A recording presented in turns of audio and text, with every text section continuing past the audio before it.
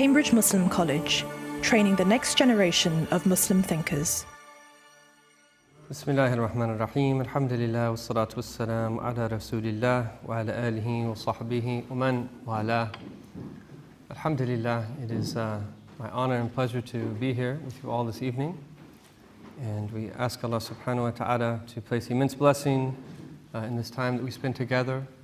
And these are very great opportunities for us to reconnect to our Lord subhanahu wa ta'ala, to be reminded of what is truly important about life when we come and spend a dedicated amount of time to that replenishing our spiritual states and that reminding ourselves of the whole purpose for which we've been created, and picking up along the way practical pieces of advice as well as that very important pieces of knowledge that help us that understand the world and view it as it should be viewed.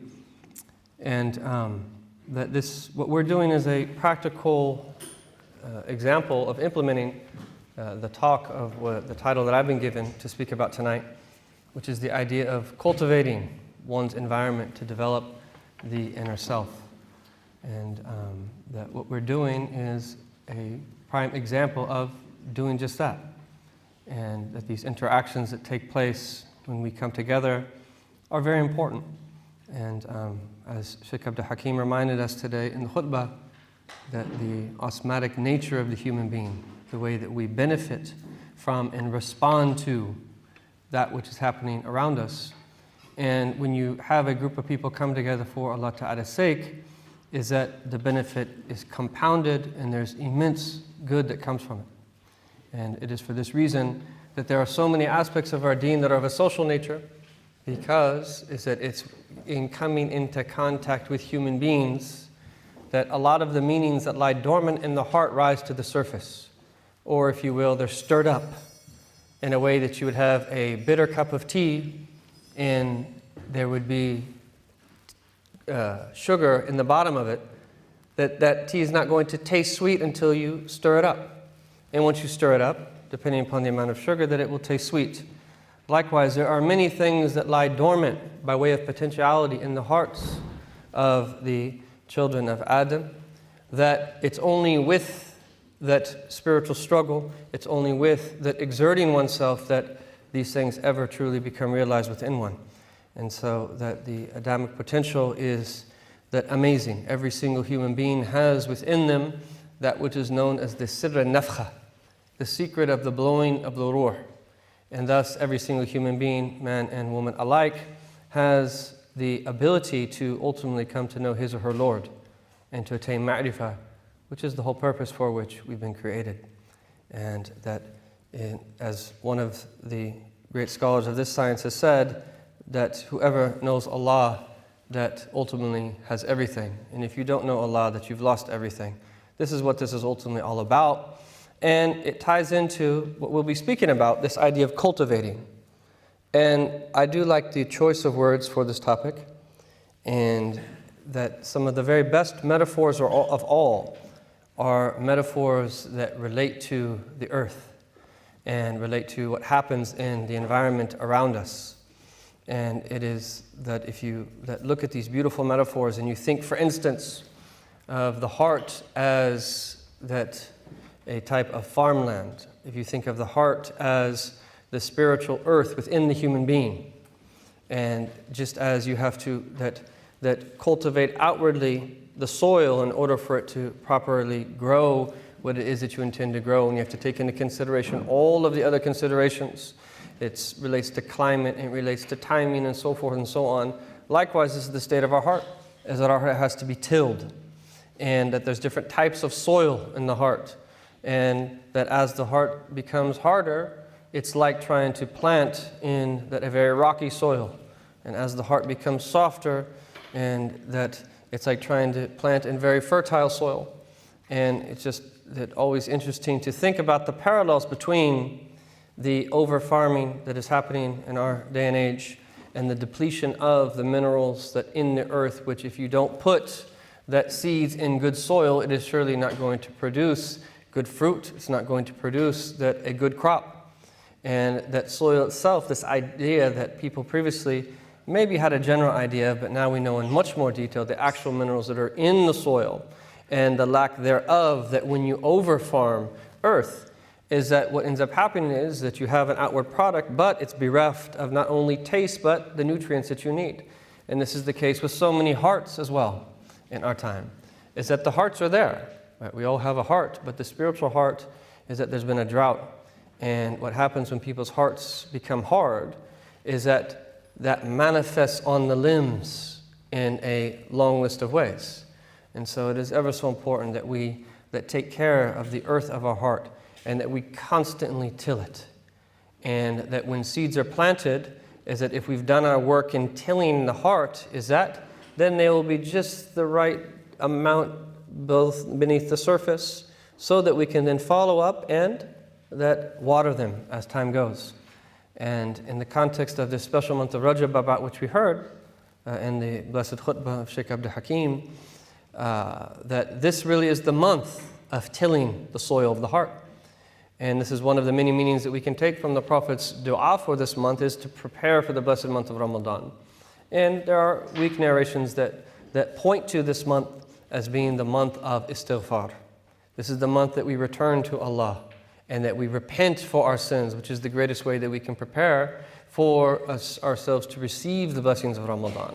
So the whole idea here, and this is why they say, is that Rajab is the month where you start to plant the seed. And Sha'ban is the month that you water those seeds that you already planted. And Ramadan is the month of harvest. In other words, it's the sunnah of Allah subhanahu wa ta'ala. Whatever you put into something, you will get out of something. And so the more that we start to rewire ourselves into that, prepare for this blessed month of Ramadan, is that from now the more that we will get out of it. And which ties in definitely to what we're going to be speaking about. So this idea of cultivating is very important. And I want to approach this topic in the following way. And for those of you that we spent a significant amount of time together on the weekend classes at the CMC might have heard some of this already. But it is an important distinction that we have to be very clear on. And the world in which we live can really be seen in one of two ways. The world can be seen as dunya, or it could be seen as alam. And that if you look at this word dunya, that dana yadnu simultaneously means that which is close to you, or to come close to, but it also means that which is lower. So this world simultaneously is what is closest to us from the attachment of the nafs to the realm of the material, but it's also the lower world, in the sense that the dunya is that pull towards desire. It is that pull towards material. It is that which will cloud the potential of the ruh, which again, that lies dormant within every single one of us. And one of the ways, a convenient way of looking at this, and this is not definitive, it's just a convenient way of looking at this, is that you imagine your heart in the middle. And you imagine the material realm on one side, and you imagine the spiritual world, the celestial realm, on the other. And the heart is right in the middle. And it has a potential to incline towards both. And so on this side you have the ruh, and on this side you have the nafs. Let's call it spirit, and that, for this sake, let's call it ego. And in the middle you have the heart. And so the heart is constantly fluctuating back and forth. And every human being has a pull towards their higher reality, which is their spirit. But it's whether or not they respond to that pull. It's whether or not that they put that energy in to cultivate their environment so that the self can develop, that or not. But there's also a pull towards the world. And this is the essence of how Allah Ta'ala has tried the children of Adam. Is that what are we going to do with this state? And the more that we let the tendencies of the nafs overtake the heart, is that the more torpidity there is in the heart. And the more distant that we become, if you will, from the ruh. And that the more that we respond to the call of the ruh, is that the more pure the heart becomes, and that the lighter the shackles of the nafs. This is the essence of the human experience. And so, that if you look at things as such, is that the dunya is that pull of the nafs towards the world. And if that's too vague for you to fully conceive of, that it manifests in the individual, that manifestations of the caprice, the individual manifestations of the desire. So the nafs is you, it's who you are, but the hawa, which again, it's that same word, the pull, hawa. Yes, it is wind, but it also, hawa yahwis, to fall. It's that pull. Are those individual desires that arise in your heart.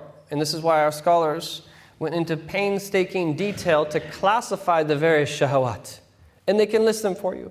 And it's ultimately rooted that in the Quran and the hadith of our Prophet ﷺ, we have a long list of individual desires that appear within our own selves, that is the nafs. And then to the degree that we deal with those or don't deal with those, that they get the better of us, or that we make an intention behind everything that we do, will be to the degree is that we allow ourselves to be pulled into the realm of the material.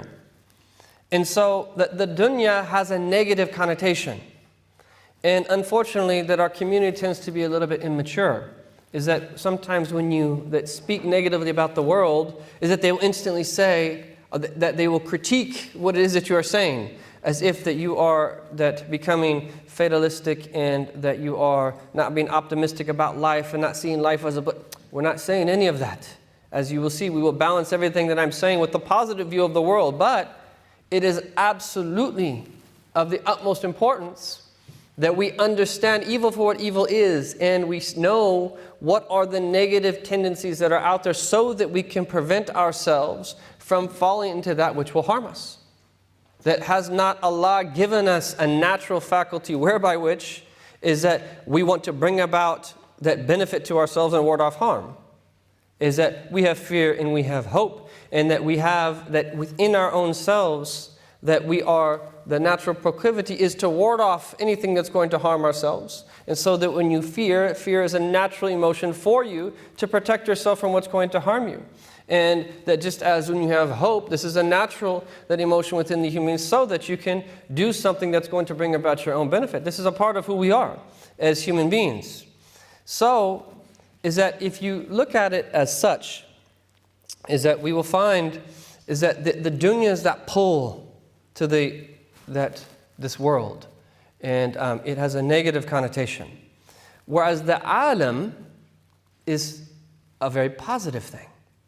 And so the world is one world in which we live, but there are two perspectives.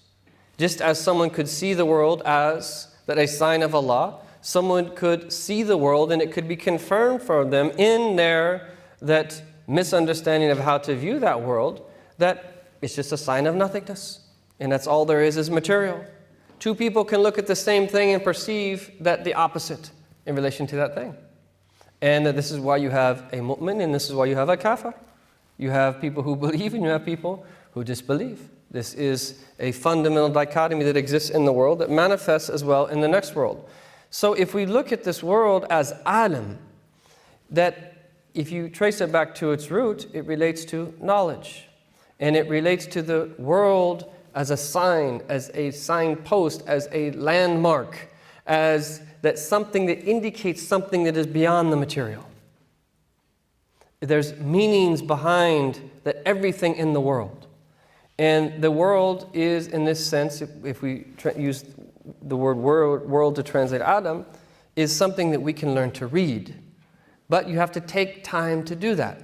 Just as outwardly, you don't just all of a sudden read. If you want to learn a language, is that you have to learn the letters of that language. You have to learn how to pronounce it. You have to learn, if it's in language like Arabic, the different positions of the letters in the word and the different shapes of those letters and how to connect them and so forth and so on, or whatever language that someone is learning, is that it takes time. You have to go little by little before you'll be able to read that language fluently or speak that language fluently.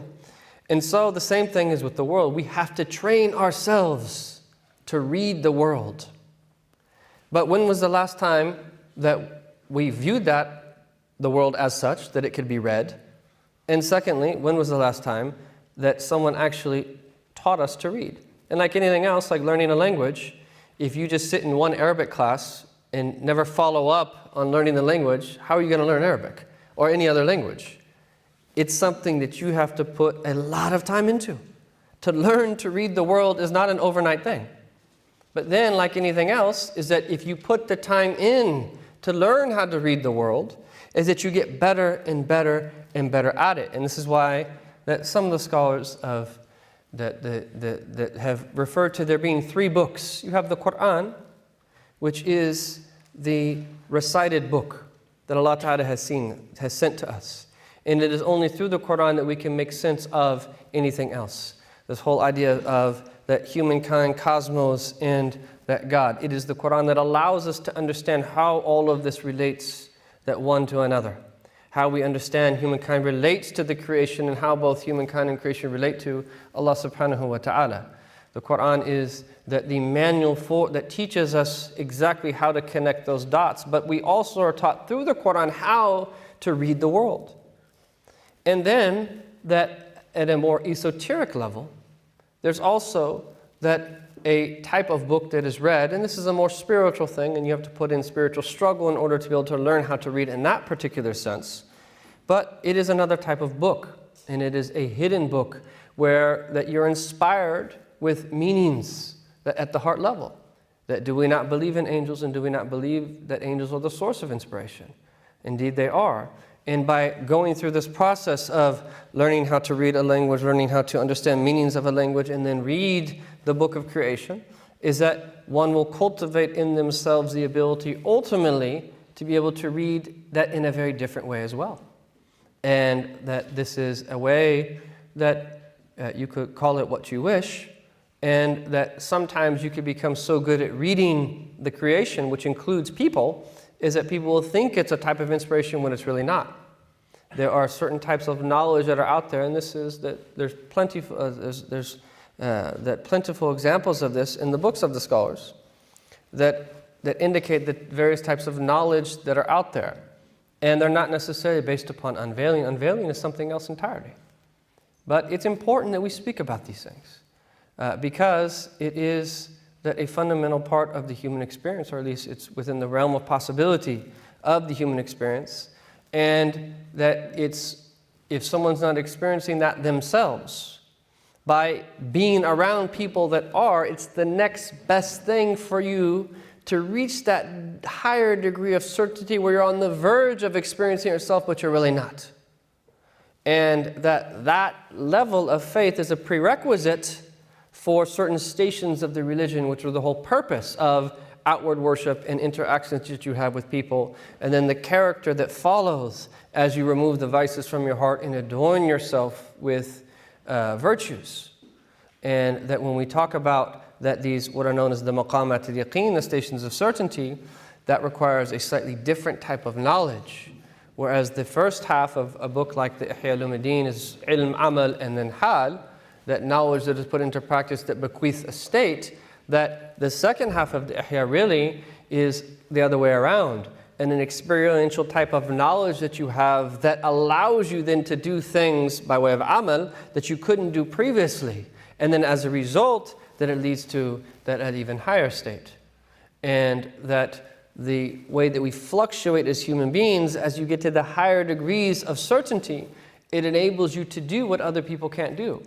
And so not only is the heart an essential part of a discussion of practicality, it is the most important component of practicality.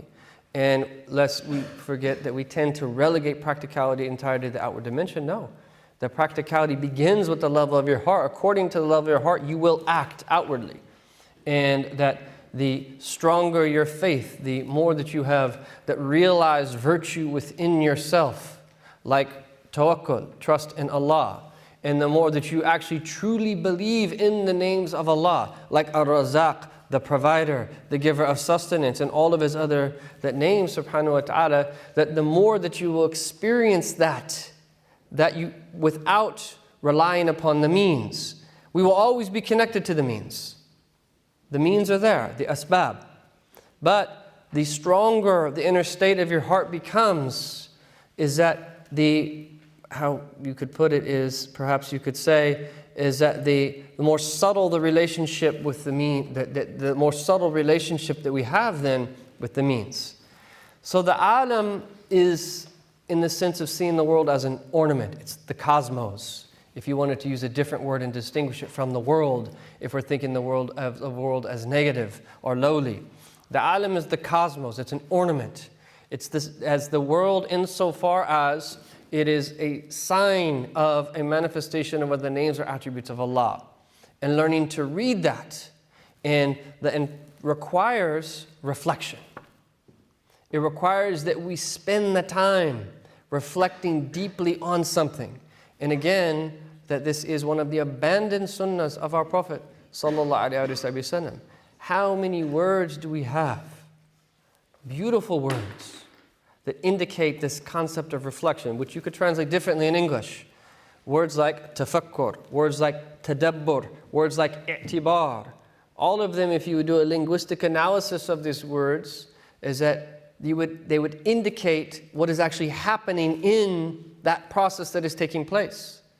Like i'tibar, abara ya'baru is to cross over something. And so again, it's this idea of you're crossing over the superficial outward meaning to a lesson that you want to take from something that is happening. So you're not seeing the event as an event. That you learn that the sunnah of Allah is to achieve something that you're willing to cut corners and to do someone in or to do something wrong. The same thing will be done to you. A short time will not pass except that will happen to you. So what you appear to have an opportunity and an advantage in doing something, but you realize the sunnah of Allah, if you would look around and see people that cut corners, it doesn't work because it comes back to haunt them. Whereas if you would have been patient, you would have seen that you would have been in a position that was not a compromised one later if you would have just done what was right. This is a sunnah of Allah. But this requires that we learn to read what is happening around us, of course, without passing judgment on a particular individual, but to learn for our own sake. And just as this word tadabbur also, you can't normally see to the back and to the rear, but this idea of tafa'ud is putting energy in, exerting ourselves to understand what you can normally not see. Even if you use the analogy of a mirror you could see in front of you, but if you want to see behind you, you have to have another mirror and you have to position it in a certain way. Or you have to put in energy to turn around. Here, that this word connotes this idea of putting in energy to learn what it is that you normally can't learn or don't have access to. And so it requires that we actually spend time doing this.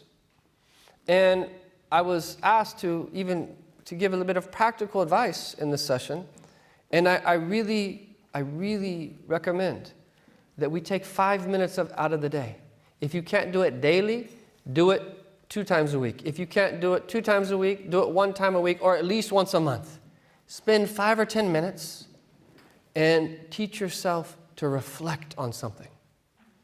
Now, for a very abbreviated list of objects of reflection, I would point you to, it's one of the first chapters, it's chapter 3 or something like that in the Book of Assistance by Imam al-Haddad. He walks you through some of the objects of reflection, and it's extremely helpful. And the idea of reflection is that you fixate your thought on one particular thing for an extended period of time, and you don't let yourself stray from thinking about to thinking about anything else. And there are many fruits in doing that. That 2 of the greatest fruits is that your relation to that particular thing that you are reflecting upon will change after you spend the time to do it. 1.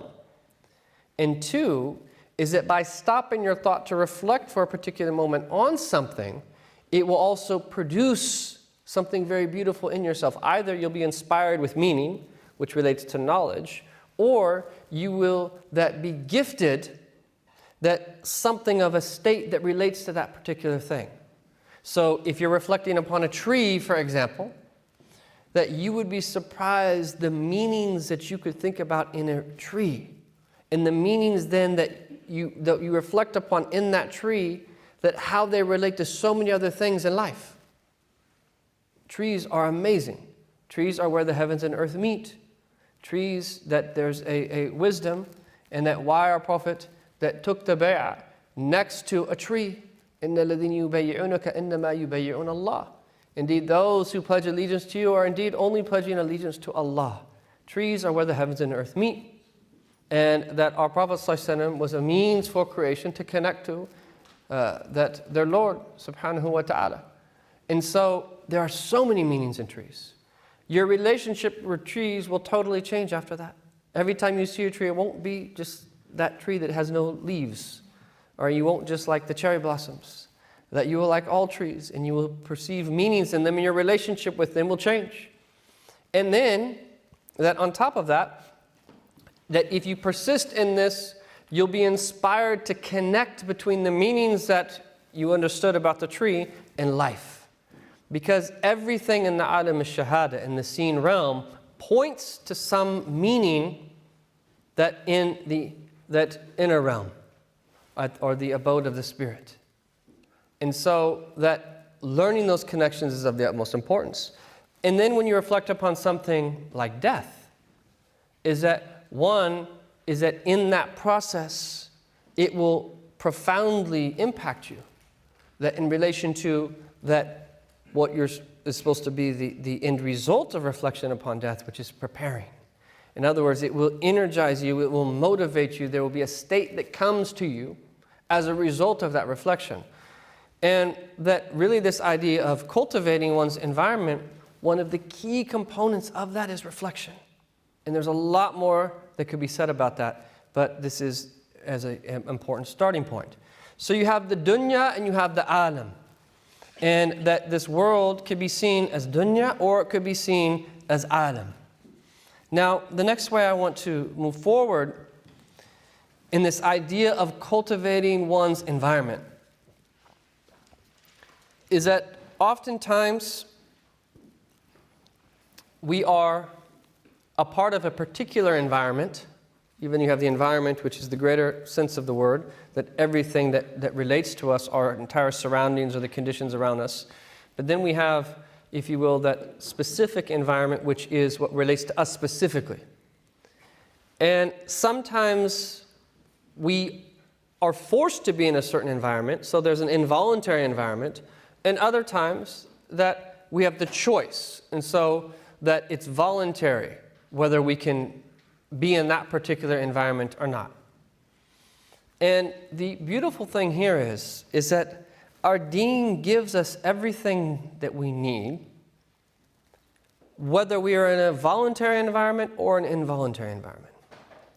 The harder one, though, is the involuntary environment, because it's not necessarily that the involuntary environment is bad, but more problems tend to rise in the involuntary environment. Now, that could be a physical location that we're in that is toxic, or that could be certain people that we're around that are toxic, that form a part of that environment, or that it could just be related, something broadly speaking, to a tendency that is not the healthiest of tendencies of something that we're exposed to. And here, that it's of the utmost importance is that we learn how to cultivate our environment to develop the inner self, especially in our involuntary environments.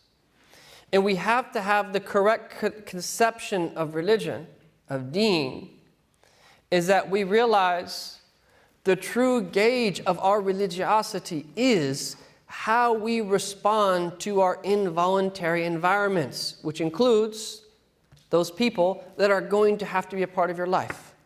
Now, as a disclaimer, I am not saying by saying this because, like I said, this is like sharia and haqiqah, looking at the world as dunya and looking at the world as alam. They are both two sides of the same coin. They're two sides of the same coin. So when you talk about even iman, Islam, and ihsan, all of them are interrelated. So even when you speak about them individually, sometimes we do a disservice to people in them thinking that somehow that they exist separate from one another. No. Iman, of course, is the foundation. There is no Islam without Iman. Thinking about Islam here, not in terms of the religion, but specifically in terms of that practice. Most importantly, the 5 pillars of Islam as stated in the hadith. But Iman is the source of everything. There is no Islam or Ihsan without Iman. So it's the foundation of the other two. But also, Iman and Islam are the foundation of Ihsan. There is no Ihsan without Iman and Islam. You're not going to have just Iman and Ihsan and missing the component of Islam. But then, just as those two, i.e. Iman and Islam, are the foundation of Ihsan, Likewise, ihsan represents the completion of both iman and Islam. So you can't really be complete in your iman without ihsan, nor can you have complete that Islam without ihsan. In other words, they're all interrelated. They all go together. So this is the beautiful thing about our deen, is that every possible dichotomy that could be resolved, or if you will, that broken through, that you can do this with our deen, is that you can prevent yourself from that being dichotomized, is that you can learn to find that balance, which is ultimately what we're all seeking for, to simultaneously see the same thing from two perspectives. But that is not an easy thing to do, because that the tendency is to be very one-sided. And so really what we are striving for is balance, is that we want to balance the outward and the inward. And what I've understood from our teachers is that generally speaking, is that the ummah of our Prophet ﷺ, if they incline towards one way or the other, tend to incline towards a preponderance of that exoterism, not esoterism. And there's a benefit and a protection in that. Because if the mistakes that someone is being made is of an outward nature, they're much easier to correct as opposed to being that of an inward nature. Those are harder to correct. And that the outward is that there's an objective nature to it, so it's much easier that to rectify. Anyhow, what we are striving for is balance. And in every moment is that we want to see that what is happening before us from being one of two perspectives. That what is happening outwardly and then how we should view that inwardly. So simultaneously we are viewing the world as alam and dunya. That dunya insofar as that we want to protect ourselves from that pull so our hearts do not become cloudy. Alam insofar as this is an opportunity for ascension. And the beauty is that every single moment of our lives is an opportunity for us to draw near to Allah. Every single environment that we are in, voluntary or involuntary, is an opportunity for us to draw near to Allah. Even if you're in the worst possible environment, it could be one of the most beautiful things of all in reality. In reality. And I want to just quote a brief line of poetry that indicates this. And this is a poem of one of the scholars of Hadramaut, Habib Abdullah ibn Sayyid ibn Tahir, where he said, "Atak Rabi Jazil, wa kullu fi'lik jamil, wa fik amalna tawil, fujud ala tami'in." He said, is that your gifts, O Lord, that are many, and that your actions are all beautiful. Your actions are all beautiful. That wa kullu fi'lik jamil, wa fik amalna tawil, and we have long hopes in you. So that bestow your generosity upon those who desire it. And the shahid here is that he says, وَكُلُّ فِعْلِكْ جَمِيلٌ.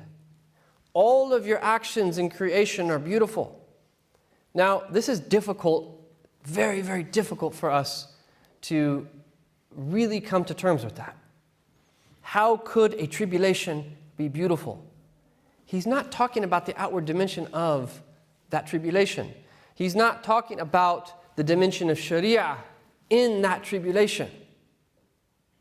Whether we judge something to be right or wrong based upon the classification in the sacred law. He is talking about how that tribulation that is viewed and experienced. And so you could have one of the worst possible scenarios, but because of how you view that and how you respond to that, it is utter beauty for you. Now, the caveat here is no one is saying, I'm going to put myself into a state of hardship.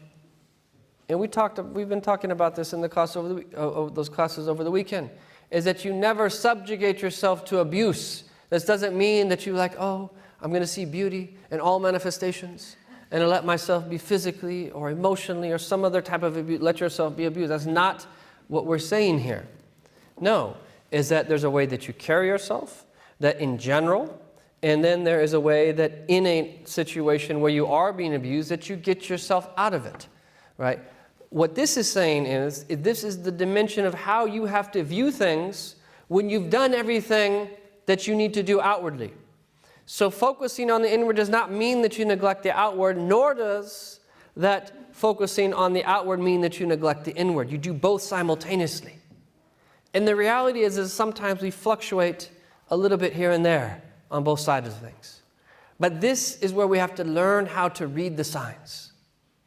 And one of the greatest signs that your istikhara has been accepted is not that you pick up the mushaf and see that the first verse that you read, is not that you're necessarily going to see a beautiful dream that at night.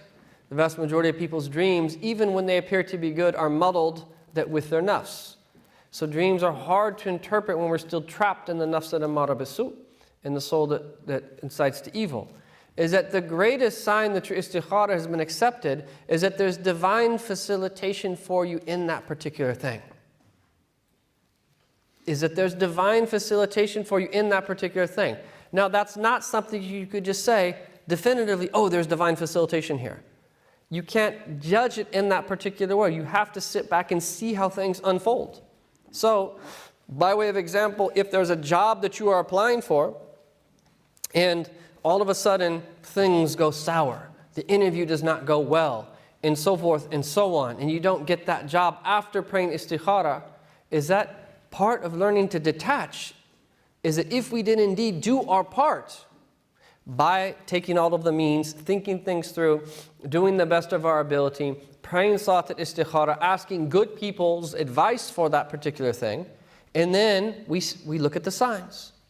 If the door closes, it's a sign that Allah Ta'ala is closing the door because it's not good for you. Whereas if the door opens, it's a different story. The same thing goes when it comes to marriage. The same thing goes where many things that pertain to our lives. We have to learn to read the signs. Now, at first, like anything else, like that novice weightlifter who's extremely sore and doesn't really know what they're doing and doesn't have very good balance, or any athlete of any sort that's learning a new sport, or any craft for that matter, is that you're not really good at it at first. It takes time.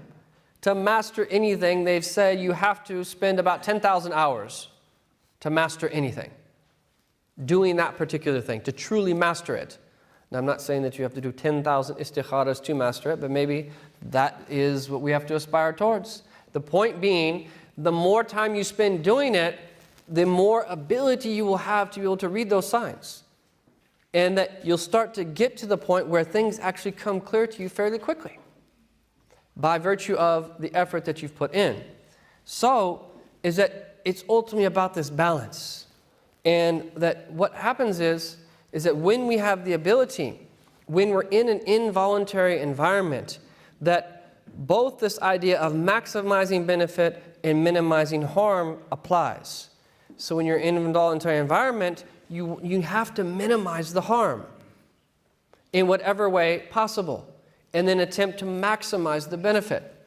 And so one of the most common questions as a convert that I get from other converts is how to interact with their parents. Because it's difficult. All different types of things happen. Parents respond to conversion in very different ways.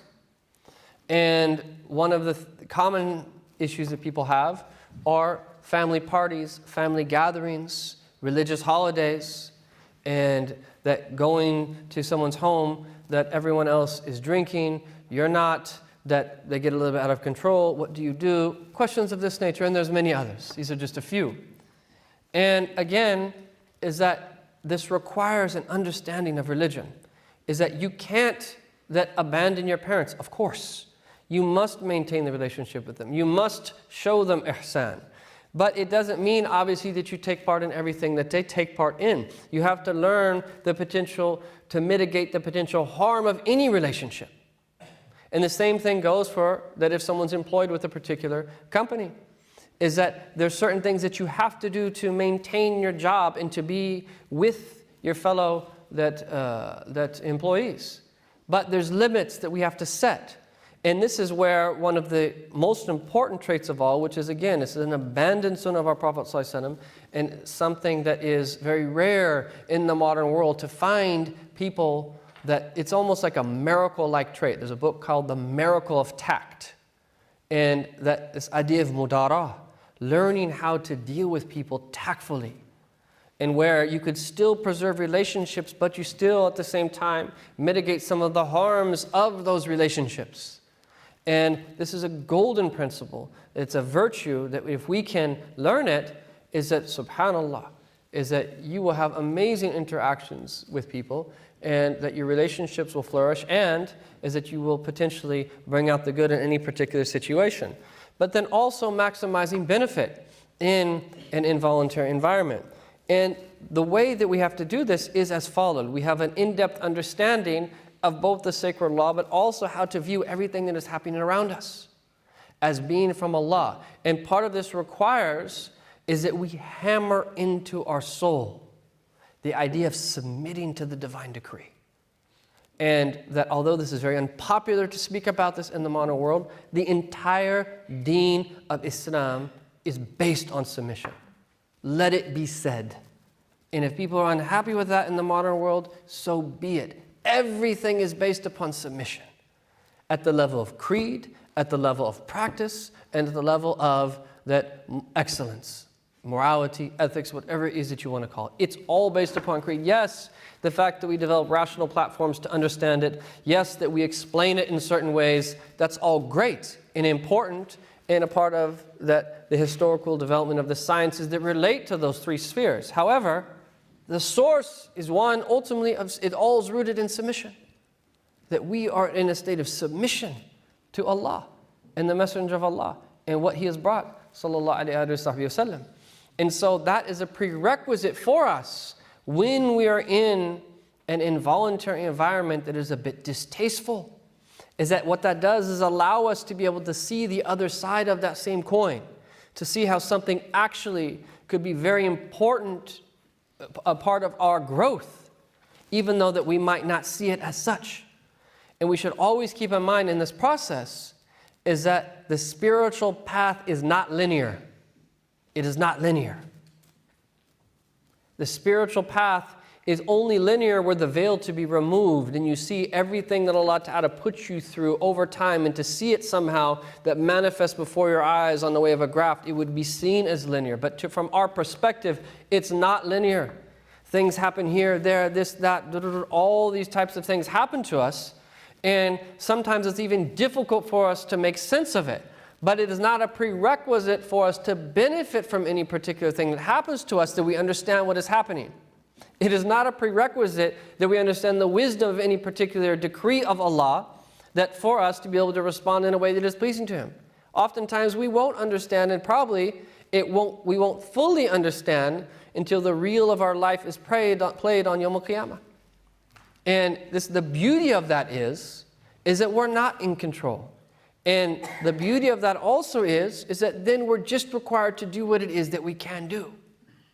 And that feeling, if you're with me, that is the start of one of the most beautiful stations of religion of all, which is ubudiyah. Just being a servant before Allah. And recognize you do not know what is good for your own self. In whatever position Allah puts you in is what is best for you. Very easy to talk about, especially as we enjoy the comfort of this warm room, and we've all eaten and all of these other things, and we're not suffering in the moment. Well, many people on the face of this earth are. But the same principle applies to anyone and everyone, anywhere they might be, and everywhere they might be.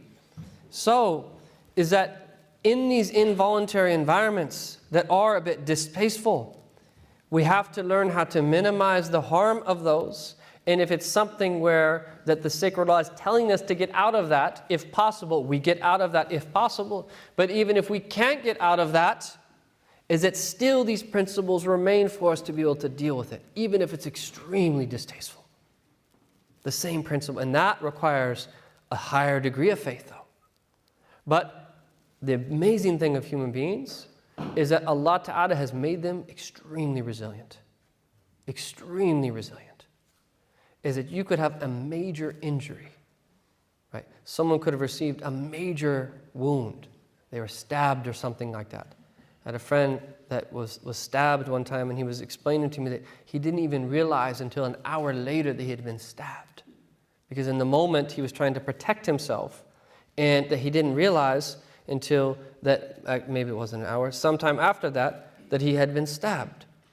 And he was able, you can imagine a blade going into you, just how would you be able to deal with that amount of pain? But the resilience of the human being, and how Allah has given us these natural mechanisms to cope with pain. But that also applies at the spiritual level. We have amazing resilience. And that the untapped reservoir of responding to very serious tribulations exists within every human being. But that's what we have to do now at this level, if someone's not experiencing that, to that work on ourselves. So the hope would be when we're in that moment, Allah Ta'ala will inspire us with that response, which is to turn to Him, subhanahu wa ta'ala, so that we can respond accordingly. So then we have that voluntary environments. And that this is where these are places that we put ourselves in. And this is of the utmost importance, is that we are putting ourselves in environments that are for our own growth. And the beautiful thing about this is that if you think of the desert, I've spent quite a few years in the desert, and the deserts are very desolate. You can have an incredible oasis in the middle of a barren desert. You can have an oasis where the temperature drops 10 to 15 degrees, and that there's just all different types of vegetation and different types of fruits and different things that are grown, and everything around it is completely desolate. And you have this idea of microclimates. And so those meanings, if we apply those to deen, is that you could be in the midst of a very hostile macroclimate environment that is around you. But based upon your decisions on how you cultivate your own environment in little things that you do, is that you could create an oasis in the middle of a hostile environment. And this is possible and related to the craziness of the modern world in which we live. This is possible in our own particular locale, in our environment that relates specifically to us, that we go through, things that we do on a daily basis, the places that we go, the people that we're around. Is that how can we create an environment that is productive, that at the same time allows for our growth? There are a number of things that we can do. And one of the main things that unlocks that is the power of intention. And again, we have secret treasures in our deen. But the amazing thing is, when you speak about these in a religious context, everyone's fine. If you quote a non-Muslim who speaks on the power of intention, all of a sudden, everyone's like, yes, we have the intention in Islam, right? We know we have intention. We don't need a non-Muslim to tell us the importance of an intention. Yes, we can benefit from the research, I'm not saying that. But we don't need a non-Muslim to tell us about the power of intention. There's multiple books, just look on Amazon for books about intention that talk about the power of intention. We do not need that. We have the richest tradition of all about intention. And it's very real. Because one of the khawas, the special properties of the intention, is ta'thir, its influence. And one of those greatest examples of that is the mother of Sayyidatina Maryam. Rabbi inni nadartu laka ma fi batni. That she made a vow to give the child that was in her womb to Allah Jalla Jalaluhu. And why did Allah teach us that story? Because of the relationship between intention and the effect that it has on reality. Intention is very real. And intention can unlock for us an ability to benefit from every voluntary environment. What is our intention when we go out in the morning? What do we do? What is our intention behind going to work? What is our intention behind interacting with so-and-so or doing such and such? The power of intention, and we don't have time to go into that detail, unlocks this ability for us to cultivate that beneficial environment around ourselves. And this is one aspect of it. And then that In addition, is that the du'as of our Prophet ﷺ, in which there's virtually nothing you can do except that there's a du'a of our Prophet associated with it. These are things that we should have learned all as children, and we continue to do. And sometimes people approach these du'as like, oh, that's something I want to teach a child in Sunday school.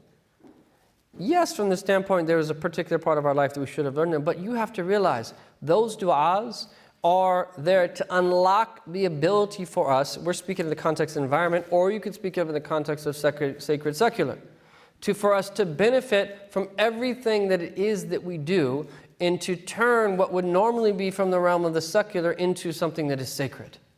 There's virtually nothing that you can do except that there was a dua of the Prophet ﷺ associated with it.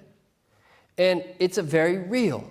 When you leave your home and you say, Bismillah amantu billah wa tawakkaltu ala Allah, that's simple, but it makes all the difference. That test that you take or that job interview you have will be different if you have angels praying for you, which they are, is that you be guided and you be protected and you be suffice. This is real. We believe in this. And we should not overlook this. That bringing dhikr into our lives, when you say Bismillah, that when you do that thing, it's not like something else. Our Prophet clearly told us that kullu amrin dhi bad. You study this in the very, very beginning of your studies. Every important affair that does not begin with Bismillah ar-Rahman ar-Rahim, it is severed from blessing. Just saying Bismillah in everything that we do. And that the tendency to compartmentalize religion in the modern world, again, is that we have to put that energy in to cultivate our environment, to not let that happen. Everything is a part of your life. You do not have to pack your bags and move to a desert to become a religious person. All you have to do is change your intention, unless you're in something that's just manifestly unlawful. That's a different situation. But all you have to do is change your intention. And then that bring the remembrance of Allah subhanahu wa ta'ala in your life. And I'm just going to mention a couple practical things as well, and open up the floor for questions. There was more that I wanted to cover, but we'll get through what we can. And so we have the idea of intention. We have the idea of bringing the basic component of the remembrance of Allah Jalla Jalaluh into our lives. And the other aspect of this is, as well, two things. Being around good people and regularly seeking sacred knowledge. Being around good people is one of the most important things of all. Is that we have to strive to be around good people. And we should all take stock and think about the people that we're around and try to be around good people. The best people that are available locally, but I would add too, as a part of our regular practice, there are a lot of very good people on the face of this earth still as well, especially righteous people. And that in addition to the vacations that we take, it's sometimes good as well to seek out righteous people and to get their prayers and to go visit them. And the experiences that we have with those people are the golden moments of life. They are the golden moments of life. And then that we bring knowledge into our lives. And with knowledge opens up the door for us ultimately to that see the world as we need to see it, and then to do that in relation to how we see the world, that what needs to be done. And the beauty here is, and I'll close on this point, is that it is not required that we all become the Shaykh of Islam. What is required is that we all learn regularly. And again, what we are seeking in everything that we do is tawfiq from Allah. And by doing something regular, in this case learning, is that it will open up the door for us to receive tawfiq from Allah. That He will give us what it is that we need to know to return to Him safely, subhanahu wa ta'ala. And that is the whole purpose of learning ultimately, is that to return safely to Allah. And at very least is that we attain salvation, if not sanctification. I think inshallah we'll stop there. It's about 9 o'clock. If there's any questions that relate to this, I think we can take a few questions. And inshallah. Cambridge Muslim College, training the next generation of Muslim thinkers.